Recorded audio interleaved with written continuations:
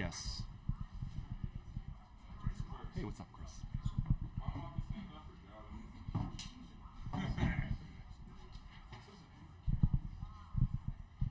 You can take. What's going on? What's the saying? You can take boy out of. All right. We are joined by the Purdue Boilermakers, head coach Matt Painter, Mason Gillis, and David Jenkins Jr. We'll start with an opening statement from Coach Painter. Then we'll go to questions for the student athletes. They'll return to the locker room. Then we'll do questions for Coach Painter. Yeah. So, Coach. Proud of our guys for hanging in there, obviously. We had some Keystone Cops moments there in the last 3 minutes. But I thought our effort was really good. I thought we embraced the physicality. Rutgers had beaten us 5 out of our last 6 games. And most of them have been really close games. Just thought they had a little bit more edge than we've had here the past 3-4 years in the games. Just thought they were a little bit tougher than we were. And not to say that we were tougher than them tonight, but we were much better than we've been. And we just had to be a little grimy. And these guys right here stepped up and made huge shots. David made 3 threes. Mason had a huge game. And it's what you got to be able to do. Like, we have put together a team that has, elite size, but then we have a lot of skill around it. And so that's something for me that, we just got to stay with. But then we got to be grimy and tough on the defensive end. So huge win for us. We got all the respect, for Coach and what, he's done at Rutgers. Really amazing what he's done at Rutgers. And they're obviously an NCAA tournament team, and I think they can do some real damage. But just proud of our guys for hanging in there and making plays and competing today. Questions for the student athletes. We'll start in the front. Casey and Sam. We need a mic. Mike brought over, please. David, when you were brought here, part of the reason you said Matt liked your ISO scoring, especially late in the clock. Can you walk us through those back-to-back possessions? Were you able to knock down 2 pull-ups? Yeah, I think honestly it's just an opportunity to kind of play a little ISO ball compared to, when usually in the early shot clock we run our offense, but Paint usually says when it's, 7 or 8 seconds below, he says go get one, so when I hear that, I light up a little bit. So yeah, exactly. So and then my teammates honestly do a good job of looking for me as well when the shot clock gets slow. So credit to them. Front row, Sam. It's been talked about a lot about how you've picked up these 2 freshman guards. That's been mostly through words and encouragement. To pick them up, Fletcher didn't shoot well today. Braden struggled early. How big of a moment was that for you? Because this is why you came here, is for moments like this. I do what I can, obviously, when they're not playing well. But I have no doubt in my mind next game that they're going to pick it up. Fletcher and Braden are really poised guards, especially at a young age. So obviously that's good to see. But, yeah, I just try to do what I can when my number's called. I'm going to stay ready. Whatever game that is, it's a game-to-game situation. So whatever the game is, I'll be ready. Back of the room, Mike. Mason, at what point did you feel like you were matching or going beyond Rutgers' toughness and physicality to get control of this game? I don't know if there's ever a point that I felt that. I just went into the game knowing that they have outcompeted us, out-toughed us the past couple of years, and so I knew my mentality was that I had to get on the boards and set that tone, and then just the rest is it. Left-hand side, third row. Mason, so you've been kind of coined as a glue guy or a hustle guy, and you don't always score points in that role. How did it feel to have that role score for you like you did today? Yeah, it always feels great whenever the ball goes in. But the thing with not scoring as much is that I have to be able to do other things on the court, whether that's helping my teammates score, feeding the post to Zach, screening when I'm supposed to screen, doing what Coach Paint says. It doesn't always happen, but I try my best. So we'll go to the second row on the right side. Mason, you've faced him off multiple times, and as Coach Painter said, it's been a tough matchup. Why, in your eyes, is Rutgers such a tough matchup to play against? They're experienced, and they just play harder than whoever they're playing. Majority of the times whenever they win, their defense is winning the game for them. Maybe not their offense, just like tonight. Whenever they get into their press, and teams like us, other teams struggle with it, we work on our press break here, but it's still tough going on at it in the real life game. So we got a lot more to work on, and we'll be all right. We'll stay in the middle, second row. Shooting's on. It seems to be very on. Is there something that is pre-game that leads to that, or does it just happen? I wouldn't say it doesn't just just happen. You know, it's an everyday process. I have a routine building up to our games, and then in the game, I go through the same routine, warm up, and whenever we get into the game, I'm just prepared, whether that's my time to shoot the ball or whatever I need to do, just making sure I'm ready. So We'll go to third row on the left side. Mason, this was your second highest points for the year, but beyond that, great stat line. You drew a couple fouls. You were aggressive defensively. Where do you rank this game for yourself personally this year?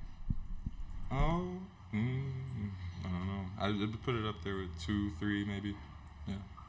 Right-hand side, second row. David, you guys have mentioned what a grind it is to have to beat Rutgers. When you walk off the court and you've beaten that grind, what's the satisfaction in the toughness that it takes to not only beat that team but beat the style of play that they play with? I mean, obviously, like you say, Rutgers is they're a very physical and hard team. Each and every day we work on what they do as far as press break goes. But again, going against it and how physical they are and how they get to spots, it's difficult to kind of match that. But I think we did a really good job of, and we had a couple late turnovers, but besides that, I think we did a good job of getting it past the half court and kind of just getting into our offense. But it feels good to get a win versus them. But I mean, obviously that's a temporary feeling because we got a next game tomorrow. We got to be prepared for that. Take two more for student athletes, far right-hand side. David, you know, you're new to this team, but you're not new to college basketball. How much do you feel like this is your moment here in March to be a veteran presence for this team? Yeah, I mean, as I mentioned before, really it's just staying ready when my number's called. I feel like half the battle is to be able to stay in the game for Coach Painter, to be able to play defensively and be able to, you know, get rebounds and do the little things, kind of a lot of things that Mason does over here. So that's kind of the role I've been trying to take on. And if the shots fall, that's good as well. That's an add-on. So just staying ready offensively and defensively. Anything else for the student athletes? All right, you guys can head back to the locker room. Appreciate you. Questions for Coach Painter. We'll start with Bob on the left-hand side, second row. Matt, you guys took notice of the fact that you only had one player on the All-Big Ten team. Mm-hmm. What does a game like this tell people about your team? Because usually it's Zach and it's usually Braden up here talking to us. Yeah, I just think we have good balance. You know, I always talk about everybody's going to have to sacrifice, you know, to be able to win big. And then if you win big collectively, you get individual honors, where obviously that goes against my theory for a couple of our guys. But, you know, it's a collection of votes. It isn't one person voting. So it's a little bit different. It's a lot of people's opinion in there. And then with the coaches, you got biased opinions. Like, I'm a biased voter towards my guys, right? And rightfully so. You know, guys sacrifice for you, guys play for you. But when you win a championship by 3 games, I would hope people can kind of open their eyes to it. I'm not asking you guys to open your eyes to it because you've never been in my position. But the people that have been in my position, you know, they would like to be a Big Ten champion, and some of them have and some of them haven't. So when you kind of look at it that way, that to me kind of takes a step back because, like, that's how I vote at the end. So, like, I think I got to 7 or 8 people that I thought just automatically are the top 7 or 8. And then when I went from 8 to 15, a big part of what I think is who wins and who doesn't win. So you could average 18, 19 points, and if, you know, you're not going to any postseason, I just can't vote for you. That doesn't mean you're not a good player, but that's the way I'm wired. Casey, then Sam. Matt, that in-game situation with the technical foul on Zach, what explanation did you get? And then is that what you want your guys obviously, to do? they went to the monitor. They said he hit him in the head. So if you go to the monitor, then they obviously must have. I don't see him making it up. So can I take that back? What does a judge say? Can you please retract that? So yeah, so you got to trust them when they go to the monitor to be able to, to get that right. But it's on the other end, so it's hard for me to see. Sam. You have 2 very talented freshman guards. Had some good games, had some not good games. Mm-hmm. Today it was veteran guards, Ethan, David, doing a lot of good things. How important is it when you get to this point of the season that you have those veterans who have been through this before? Yeah, no question. David really gave us a spark. He's done that 3 games where he's been 3 for 3 from 3, and it was huge. That's his deal at the end of those shot clocks, being able to make those tough threes. And Ethan has been great for our program. Obviously, we took him out of the starting lineup, and he's played really well since then. So he has the same attitude, the same approach. defensively. He hits 2 big threes at Wisconsin for us. He hits 2 big threes today. And it's great to see him step up and knock those shots down. But both of those guys have been great. That's what having a great team does. It's frustrating when you don't get the minutes and you're capable. A lot of times people that are frustrated with things, that normally they're just not quite ready. But on a deep team, you're going to have some people. I got some guys playing, under 10 minutes that are really good players. But, when Mason plays that way, it's going to shorten some people's minutes. And then obviously Zach always shortens people's minutes. All the way on the left. Matt, what was the problem with with your guys' start tonight, and how did you kind of get your footing as the first half wore on? Yeah, I thought we had some pretty good looks. We were a little careless on a couple turnovers, but I thought we had some pretty good looks, and so just kind of hanging in there. And we had a couple defensive breakdowns, but it's part of a game. Sometimes you get off to those starts, and then it's the worst thing you could possibly do. But who wouldn't want to be up 12-4, right? You'd always say, yeah, I want to be the team up 12-4. So you just got to stay with it and stay process-based in that situation. So I didn't think it was anything, that they were doing. We know they have struggled offensively, and so we really wanted to get them off the arc and make it difficult for them and get them into some of those tough twos and keep the ball out of the paint. When they get the ball in the paint, they have a lot more success, like most everybody does. Middle of the room, second row. Going into the next game tomorrow, what are the big key takeaways from this game that you want to work on for the semis? Well, obviously, just at the end, taking care of the basketball. I thought if we can take care of the basketball and pass and catch and handle their pressure. We did some good things getting it. Like we make one shovel pass and don't see that somebody's behind them. We make another pass where a guy doesn't come to the ball. Make another pass dribbling up the court across our body.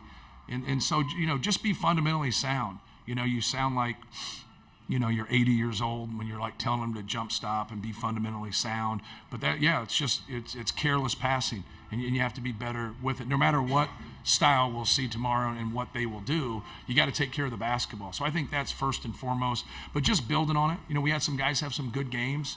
Build on it. We had a couple other guys that didn't have the best game. It's all right. It's all right when you still advance, right? And so just learn from it and get better and be ready to play. Everybody that played today will play tomorrow. So. Mike in the back of the room. Matt, saw a lot of different combinations on the perimeter for you guys, probably more than what we've seen all year. What were you searching for, and which combination did you eventually did you like today? Just trying to more or less in our backcourt find people that can guard and then make an open shot. That balance of they have really good size with McConnell, Spencer and McKay. So like sometimes we have smaller guards and they get on them, and it causes some issues with them. So, but I thought our guys did a pretty good job. They didn't get us in those dribble down post ups as much as they've gotten us in the past. But yeah, just trying to find guys that were stingy on defense and felt good about themselves on offense. So just trying to kind of keep going. But if you were going to make a shot or make more than one shot, I was probably going to stay with you. So. I like seeing it go in. We're going to go to Josh in the middle of the room, then Julian, then Bob, and that'll be it. Coach, what can you say about Rutgers' play on both the offensive and defensive side of the ball today? They're very hard to go against just for their ability to try to take passes away. We alleviate some of that pressure because they have to help so much with Zach. So they do a good job once he gets it, but they also don't want him to get it. So it's that in-between right there. Like as Rutgers is trying to play post defense or hold the guy in there, well, if they're holding the guy in there, then the ball should be able to be moved at that time. So they can't do both. And that's what we try to tell our guys. When we had good ball movement and we shared it and reversed it, we have a better chance to score and we have a better chance to get it to him. When we didn't and we got stagnant and stood or over dribbled, I think that played right into Rutgers' hand. I think they would rather see that. The more you're dribbling from our perspective, you got to be constructive in what you're doing. So if you're throwing the ball back, you're throwing the ball back in to take an open shot or throw the ball inside, because we play inside-outside basketball a lot. So they realize that, but as fatigue goes on, not everybody is clued in as well as Caleb McConnell and Paul McCahey. So trying to figure out the other guys, and are they actually paying attention? Because those two dudes are always paying attention. And so that's how we try to kind of navigate and run stuff. We try to get, especially Caleb McConnell, like, get him over in the corner and like eat a nacho, and we can play 4-on-4, like, because he is so good on the ball, man. He is so good. And A lot of times it's not us running stuff to certain people as much as we're running stuff away from him. Like, he's really become a good player. And anytime you have that and that kind of size, you got a chance to really, play beyond college now with that emphasis on defense. And then offensively, just not letting Cliff have any easy ones, even though he got some putbacks and he had some things around the rim. And then Spencer, like, really trying to stay with Spencer as much as we can. We knew they put Derek Simpson in there, and they knew they were really encouraging him to be more aggressive. They've bogged down here the last month offensively, and they haven't played as well as they did the previous month offensively. And I think Derek really gives them that guy that can break people down, get to his pull-up. But we would rather Derek get to his pull-up and contest it and then get in the paint. So that was one of our main focuses with those guys. McKay, he hits those 2 threes early, and that's, that was kind of a tough break. But we also just let him have one of them. But more than anything, we were trying to keep the ball out of the paint as much as we could and keep them in front of us, but get them out of rhythm so they're not making any threes. But also know that Cam Spencer can't be the guy getting those good looks. If a couple of those guys get good looks, we could live with that. It might end up cooking our goose, but, we're just playing the percentages. Julian, far left. Hi, Coach. How does a grinded-out game like this against Rutgers prepare you for whoever your next opponent is going to be tomorrow? Well, I think anytime you can just move on and just kind of survive, you've been out there. Rutgers has been out there, right? We hadn't. Even though we'd rather be in our position with the 1 seed with the double bye and more rest, I do think, and kind of leads to the question that was asked to me earlier, we've been in this. We've had the double bye ever since we went to the double bye. So we're the only team in our league to do that. And so we've always been in this position. We know what no other position. We've had different seeds, but we've always been there. That start a little bit has been tough for us. Not always, but you just have a little bit of a feel. And now both of these teams don't have a feel too, so I don't think it's an advantage going forward, but I do think it's an advantage in the Friday quarters to start. Right as you settle in, that's what we had to do. We had to settle into the game. And then when these guys made some of those shots, that really helped us. Finish with Bob. Matt, are you starting to find some of the things that maybe went a little off script here, in the middle of the season, late in the season? Are you starting to find some things that you like about this team again? We're a better defensive team than we were last year, but we're not like an elite defensive team or nothing.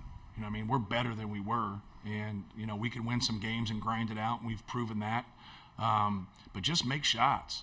I'm kind of floored that we haven't made more shots, and that's what makes it exciting for me, because I know we have that ability to, and so I know people that are watching us will overdo Zach, and you got to step in there.